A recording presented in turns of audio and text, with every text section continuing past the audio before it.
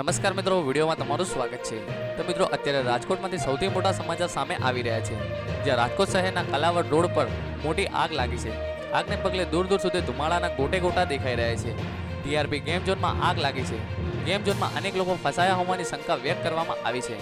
એટલું જ નહીં, આ ઘટનામાં 8 મૃતદેહો મળી આવ્યા છે, જ્યારે બાળકો સહિત 70થી વધુ લોકો ફસાયા હોવાની આશંકા સેવાઈ રહી છે।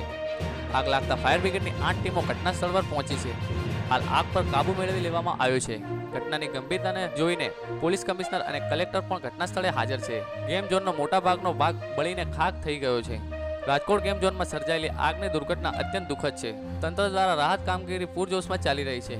ઇજાગ્રસ્તોને ખૂબ ઝડપથી સાજા થાય તે માટે ઈશ્વરને પ્રાર્થના કરું છું। મહત્વનું છે કે આગની ઘટનામાં આખું ગેમ ઝોન આગમાં બળીને ખાખ થઈ ગયું છે। આ ગેમ ઝોનમાંથી 70થી વધુ લોકોનું રેસ્ક્યુ કરી બહાર કાઢવામાં આવ્યા છે। ફાયર બ્રિગેડ અને એમ્બ્યુલન્સ ઘટના સ્થળ પર હાજર છે। ગેમ ઝોનમાં આગ લાગવાનું કારણ હજુ બહાર આવ્યું નથી। તો મિત્રો, તમારે આ વિડીયો માટે શું કહેવું છે તે નીચે કમેન્ટ બોક્સમાં જણાવી શકો છો। તો બસ મિત્રો, અમારા વિડીયો માટે બસ આટલું જ।